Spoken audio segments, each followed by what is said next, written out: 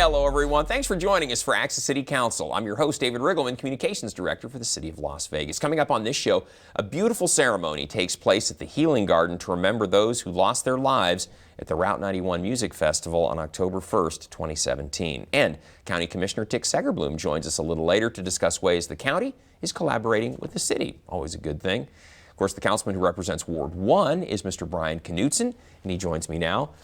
Welcome back to the program. You are getting to be an old veteran at Las Vegas City Council stuff, including Access City Council. This is my third, or maybe even my fourth. I'm very comfortable now at the city. Everything's flowing the way it should, and we have a lot of work to do. And I'm grateful for the support and everybody at the city has provided. The staff is amazing. You and your team are amazing, and I'm just grateful to be here. So thank you for all you do. Councilman Knudsen's a former city employee, so it's like he's returned home from being on a trip or something. It's just old home. So I think that's been a huge advantage coming in, is that you know the staff, you know what departments do what, who does what, and so it's just you've been able to just dive into the job with both feet and just go forward. And that's exactly it. The city has such a great staff working for them, and I'm grateful to come back. And yeah, I kind of know who to call. I know who to text. I know who to send a message to, and I think that gives me a leg up over some of my colleagues at the city council. But they're catching up fast, so I'm gonna have to move a little bit faster.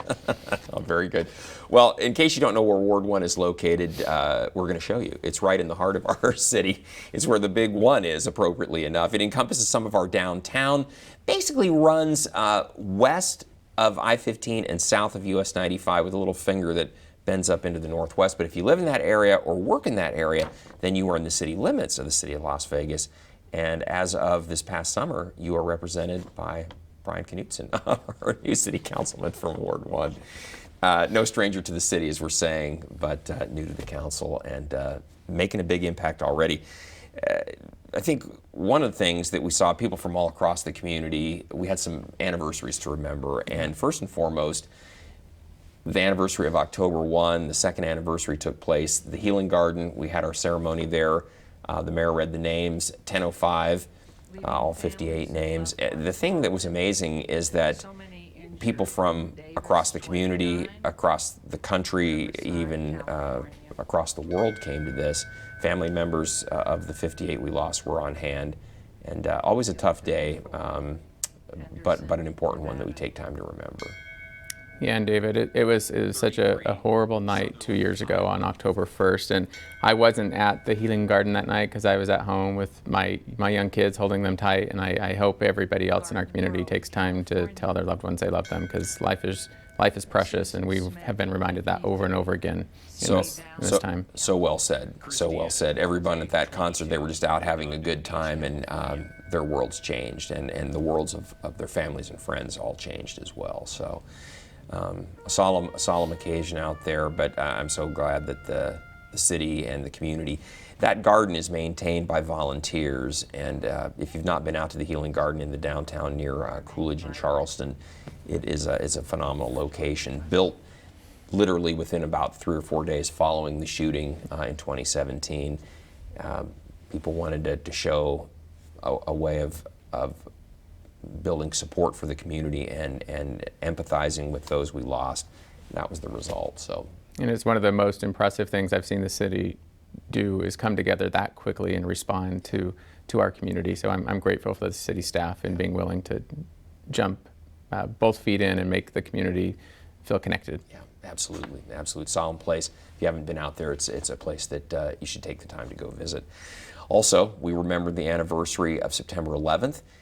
2001. The focal point there is in your ward at Fire Station 5. There's a piece of the actual World Trade Center that is on display there in front of the fire station. So that is really why we have the ceremony there every year. But it's a way to remember all those who we lost on September 11th, 2001. Councilman, you were at this event for sure. Yeah, and it was an early morning, but it's helpful, I think, not to never forget, as we say, is never forget not what we lost, but never forget how connected we are as a community, and how close we can become, and how if we work together, really amazing things can happen. There's been amazing things that have happened since that awful tragedy. New York City has rebuilt, and I believe we have stronger connections than we realize sometimes. Yeah, absolutely. an addition that's coming to Fire Station 5. We have a sapling from the survivor tree, a tree that survived near Ground Zero back on September 11th, 2001. Those saplings are donated to cities around the world, and one of them is going to be planted at Fire Station 5. It was donated to the city of Las Vegas because of the shooting that we had here on October 1st, 2017. So that'll be one more way of remembering September 11th at Fire Station 5, right in your ward. So. Right. All right. Speaking of fire, Councilman, it is Fire Prevention Week, month is going on right now. This is a time where we really want the community, everyone, to pause and do what they can to be fire safe. We've had some devastating fires here just recently, people injured, even people killed. So this is something we kind of take for granted. Sometimes, especially people my age, it kind of tends to go in one ear and out the other because we've heard it so many times. But it's really important that we pay attention and make differences in our home and our businesses to protect everyone. On Saturday morning, it's the culmination of Fire Prevention Month. We're doing a pancake breakfast at the fire station right there on Torrey Pines and Bonanza. And for anybody who wants to come out and learn more about the fire department and protecting life and home from fires, I encourage everyone to come on out. And it's a great day for the kids to come out and learn more about how to become a firefighter. Yeah, it's great stuff. So again, that's going to be Saturday, October 12th. We know some of you will see this after the fact because the show airs over a week, but many of you will see it beforehand. Again, it'll be Saturday, October 12th, 9 to noon, Fire Station 6. That's on Torrey Pines near Oakey. Love to come out. It's always a great experience. You get to meet the firefighters that are going to protect your neighborhood firsthand too. That's right. So, Councilman, I love this. You do a program called Brews with Brian, and of course my mind went immediately to beer brews, but these are also coffee brews too. Someone far more creative than me came up with Brews with Brian. Yeah. Whether it's coffee or beer, I'm happy to sit down and chat with anybody. We did our first one, inaugural one, a few weeks back, had a great turnout. I'm hopeful for even more people to come out in our next one. We're doing it at Coffee Pub. Sit down and have a cup of coffee and chat about the issues, concerns, and hopes and dreams for Ward 1, and my job is to get to work, so I'm excited about it. Yeah, and the idea is just it's an informal setting to sit down and talk with Brian about it, whatever issues you might have. So the next one, next Brews with Brian, is going to be Friday, October 18th, 9 to 11 at the Coffee Pub, as Brian said, West Sahara Avenue, and again, this would be a coffee brew, not a beer brew. And we have a couple other events we want to tell everybody about too. Trunk or Treat's coming up. It's Halloween time. This is going to be October 24th out at Mirabelli Community Center. We're going to be showing Hocus Pocus, the movie.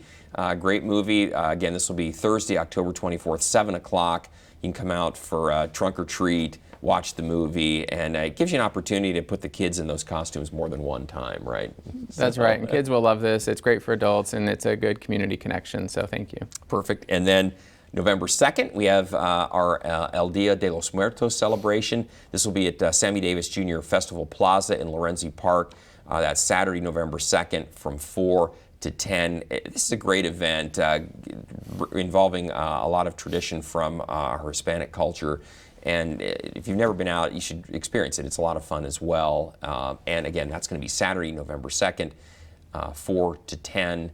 In the afternoon, 4 p.m. to 10 p.m. Out at Sammy Davis, again, right in the heart of Ward 1 as well. So wonderful. And there's also some events on that day in the downtown core. So for those who are looking to engage after 10 p.m., I think they may want to look at what the downtown businesses are doing. Exactly right. A lot going on in the heart of in downtown, so check that out as well. So anyway, Councilman, we need to take a short break, but when we come back, you'll meet one of our county commissioners. Tick Segerblom is here. That's next, so please stay with us. Drop that baby.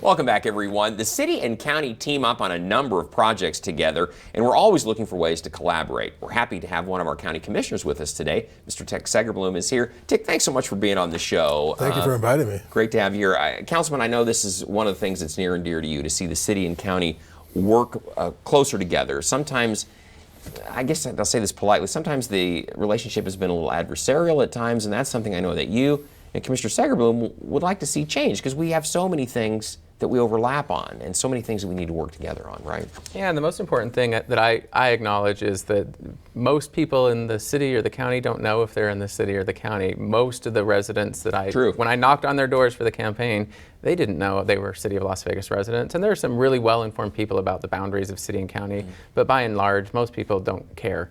And I think as elected officials, our job is to not force the issue of city or county, but provide the resources and services that improve quality of life. And that's why I'm grateful for all of the commissioners, because they do a vast amount of services for our community, county and city. And we need to reach out and say, how can we help you and how can you help us, and do what's best for our constituencies. And I'm grateful for the commissioner. Justin Jones was on our last show. I'm going to ask Commissioner Weekly to be on the next show, and I'm going to work my way through all 7 county commissioners, and then I'll start over again. Good to have him. Well, Tick, thank you so much. Now, this individual here, Tick Segerblom, he knows that he is a Ward 1 resident. He lives in your ward. And Tick, I know this is something that's near and dear. You're new to the county commission. You were sworn in back in January. So this spirit of working together is something that's near and dear to you as well, right? Absolutely. And before I was a county commissioner, I was in the legislature. And my district was both county and city.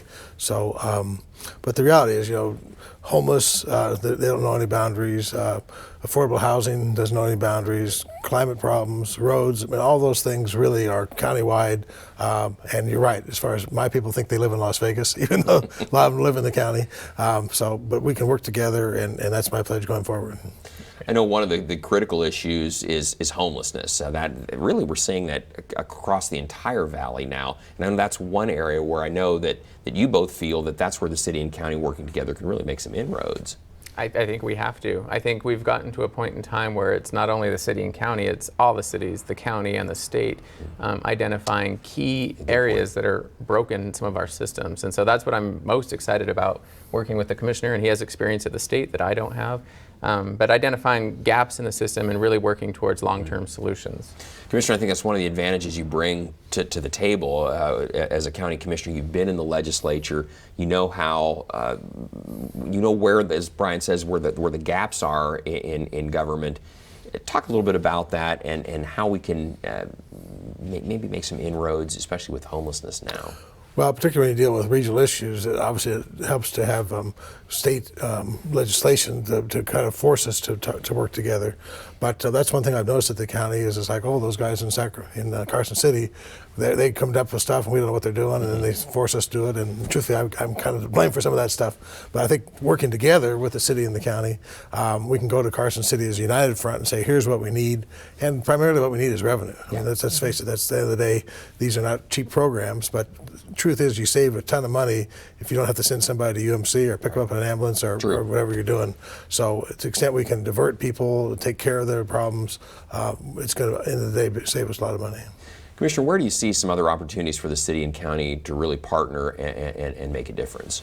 Well, as I mentioned earlier, affordable housing, that's the number one issue, I think, in the county. It's just there aren't places where ordinary people can live anymore. It's true. And so I think we both need to sit down and look at our maps and then look at our developers and say, look, if you're going to build these nice houses out there, then you need to come back downtown and other places and work on helping us get affordable housing. And then transportation, we need to make sure that people can get to work. Not everyone can afford a car, and ideally going forward, everyone wouldn't have a car. So, but the sky's the limit, really. There's nothing we do as a county that we can't do together. And I know that's something you're very happy to hear. I think it's absolutely amazing to hear. And David, there's a multitude of things that we could talk about. I know that the commissioner and I have sat down with the staff members from the city and the county to talk about arts and culture. I look at it as just the beginning. I'm still 4 months in. I'm brand new in this role, but I look forward to the commissioner and his experience and guidance, and then talking about how we can not only deal with reactive issues like homelessness, but talking about proactive issues, like how do we improve quality of life with arts and culture, with roads and transportation, with jobs, with economic development. That's all fair game from my perspective, and I have 5 years to put the pedal to the metal and start working. Well, that's one more year than I have, but but that's very cool. But truly, arts and culture is the one missing piece also in Las Vegas, where we've been so busy trying to survive that we haven't really focused on a lot of that stuff. Couldn't agree more. So I can't wait to work with you just to try to improve everything and make sure that when a developer goes in, they have to provide art projects. Maybe we can collectively have them pay money that we can then use for group things. We're both talking about doing this Nevada Museum of Art, which would be great somewhere downtown. We're going to have one of our properties, so it's very fun. Well, Commissioner, it's wonderful to have you on the program. Thank you so much for being with us. And Brian, we're going to introduce our next guest here. We need to take another quick break, but when we return, we sit down with the CEO of University Medical Center. That's next, so please stay with us. Congratulations. I'm sure you'll have many happy years here. Except for you, because you'll be gone 3 years from now, struck down by the same disease that got your father. Sadly, it could have been detected early with a simple test. For a list of tests every man should have, go to ahrq.gov. Welcome back once again. We are happy to be joined today with Mason Van Houweling. He is the CEO of University Medical Center. Welcome, Mason. It's an honor to have you here. Councilman, I know UMC is the heart of our medical district. The medical school, UMC, Valley Hospital, really they're the anchors in the medical district downtown. And the heart of our entire valley. And so I am very grateful. And Mason may not remember, but the first time I met him, my son was being rolled into the pediatric intensive care unit at UMC, and Mason was there welcoming us as our son was rolled into the hospital. So my son is doing very well now, and UMC was part of what saved my son's life, and I know Commissioner mentioned that it was part of what saved his family lives, and so our entire community owes a debt of gratitude to the team at UMC, which is led by Mason. Thank you for that. Mason, I know people will say, well, University Medical Center, UMC, is the county hospital, but it's the hospital. It's our level 1 trauma center, only one in Nevada, our burn unit, pediatric intensive care unit, all of those things at UMC. So it really is the heart, in so many ways, of really the critical care for Southern Nevada. It is. UMC has been serving our community since 1931, essentially, with one doctor and one nurse taking care of the workers of the Boulder Dam at the time. Since then, fast forward, has become really the state's highest level of care in the state. As you mentioned, level 1 trauma center, the only one in the state. Level 2 pediatrics. Our burn center, that's the only burn center that's verified in the community. Our children's hospital, transplant, just to name a few. And extremely proud of the team and the services that we provide at UMC. Under your leadership, the hospital has really made monumental leaps. As a government hospital, how did you do that? What's the secret? Yeah, I think we always just got back to the fundamentals, guiding our mission and our vision and our values at the hospital. We have a fantastic men and women taking care of our community, and again, it's our hometown hospital. So we're very heavily supported by our patients. They believe in us. We're delivering great outcomes, great quality, great process improvement, but doing it with class and style, and our team does an amazing job at UMC with that. Of course, Councilman Knudsen and the City Council would like to see the medical district expand to where it's we see in other cities. It's kind of the focal point of the medical community. With the medical school there coming, or actually operating there now, the new medical school, the building to be built, UMC Valley, your dream is coming to fruition. Well, I think it's been a dream of many people in our valley. I'm hopeful to have a small part in building up the medical district so it can serve the needs of everyone in our community. Our community will grow by about 500,000 people in the next decade, and we've got to be prepared for that. UMC is a critical component to making sure that quality health care is provided. No question. So what's next for UMC? The long list of accomplishments are really impressive at UMC, but so what's next? I know you, and I know that you're not going to rest on any laurels. No, we're just scratching the surface. And as the councilman said, the medical district, I'm so encouraged about the vision and the strategy and the goals of the medical district. And we're excited because we've been doing a lot of investment inside the facility with technology and equipment and investment in our staff. And you mentioned the medical school, UMC's home and partners with UNLV Medicine. We have 250 residents in 17 different programs. I didn't realize it was that large. It's a big program, and we're very pleased to be partnering with UNLV to train the next generation of physicians. So a lot of investment over the last several years inside the facility, but we're going to take that outside, and we've got our own 10-year master plan. We're going to reflect the great care that's happening inside the hospital with the exterior. So we're doing a major renovations of the hospital exterior facade, really beautifying and unifying the campus to reflect what's going on inside. Everything from the landscaping to the facade, the EFIS, to really show and showcase UMC as a key part of the medical district. So we're excited to work with the city on those plans, and I truly believe that over the next several years the medical district will look completely different, but be a focal point for healthcare in the city. Yeah, that's obviously very pleasing for you to hear. It's very important, and as a preview to our next Access City Council, I think we'll be talking about some of the infrastructure improvements. That does mean some more orange cones going up in the area, but I'm excited that along with the infrastructure improvements that the city is going to do, that UMC will be making some significant facade changes that'll beautify the entire area. It's better for everyone in that immediate area, but for the entire valley, to look at the heart as something that is adding value to our community and that we need to add value back into as well. So well said. Mason, you're our guest. I'll give you the final word before we have to say goodbye to you here. No, just lots of great things, and just appreciate the community's support of UMC. Since 1931, but every day, and it's just amazing the amount of patients that we treat on a daily basis. Hundreds and hundreds of thousands of lives have been treated and cared for at UMC, so we appreciate the community's support. Well, congratulations to you on a job well done there, and just continued success with everything you're working on. Thank you. So great to have you on the program. Appreciate it. Brian, Case, Mason, we need to take another short break here, but when we come back, we continue our look inside the growing medical district downtown. That includes our new medical school, as you just heard. That's next, so please stay with us. They say you don't have to be so strong, but this is my mother, my purpose. Strength is not optional. See, I lift her now like she raised me then, so I know my strength is super, but I'm still human. Oh, look who's here. Welcome back once again. The medical district near downtown is home to our new UNLV Medical School, and today we have the pleasure of talking with a few of our medical students. Thank you both for being here. First, we have Lauren Holyfield, who is a third-year medical student. We also have Dr. Carmen Flores. Carmen, you are an instructor and also a student specializing in some very intricate surgery as well. So it's a pleasure to have both of you with us on the program today. Medical district is really going to be highlighted now by the addition of the medical school, which is going to have an amazing new building at some point here in the near future.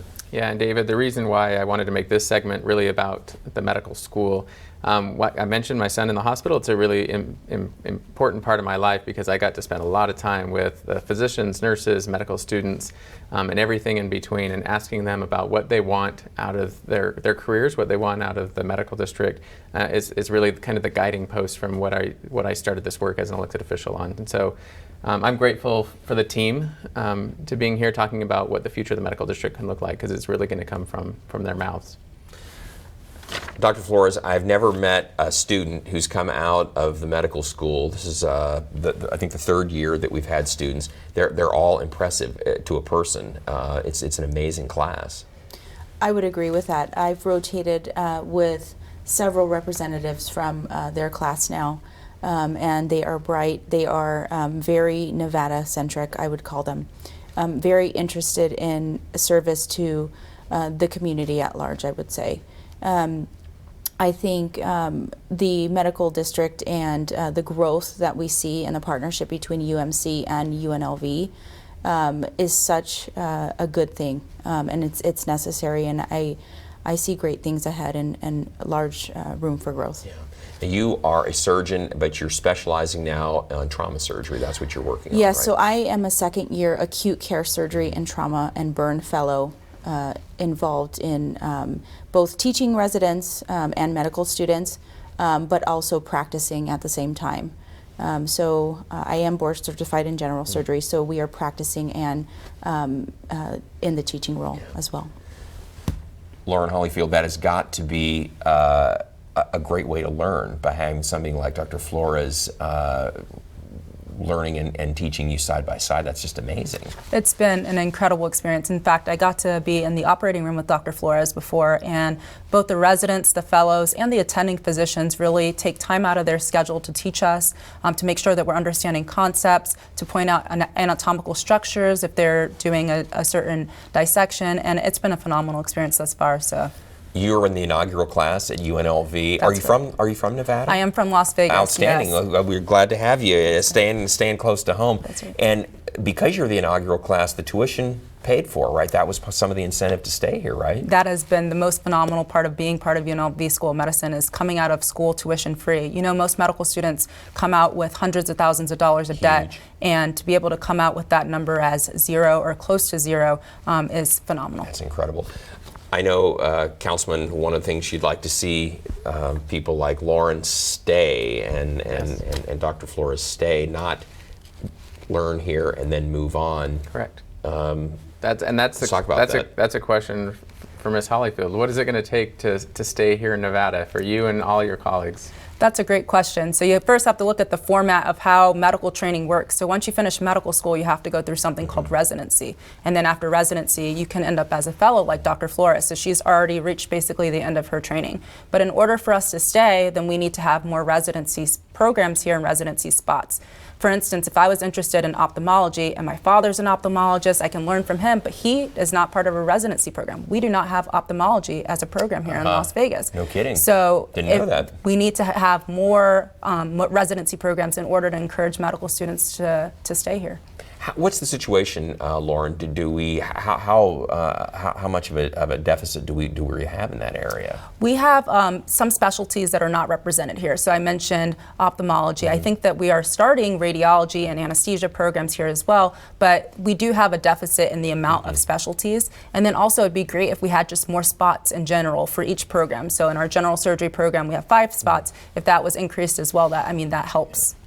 Dr. Flores, is there something that can be done locally to enhance what Lauren's talking about? And I would echo that. I think, again, our partnership with between UMC and UNLV provides a good foundation for bringing more residencies into the city.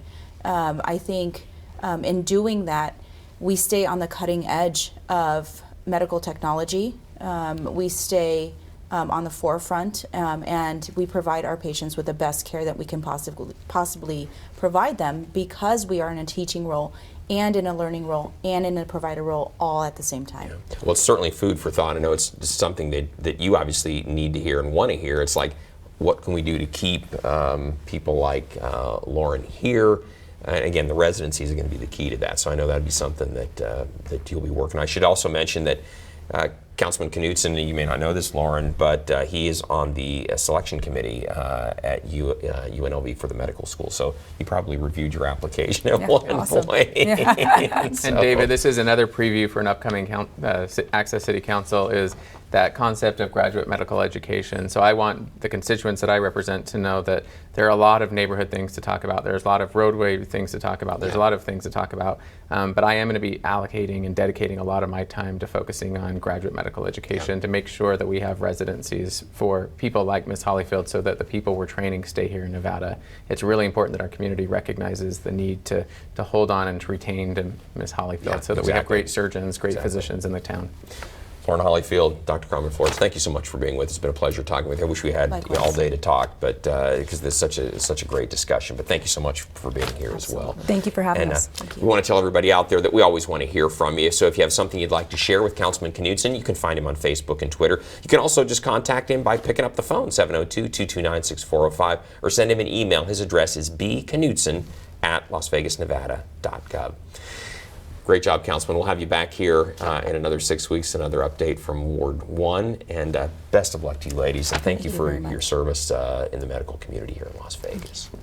And we want to thank you for joining us for this edition of Access City Council. Don't miss our next show beginning on October 17th with Ward 3 City Councilwoman Olivia Diaz. You can catch all of our KCLV shows now on Apple TV, Roku, and Amazon Fire. And don't forget, you can watch us live on the internet at kclv.tv. Thanks for watching, everyone. We'll see you next time around.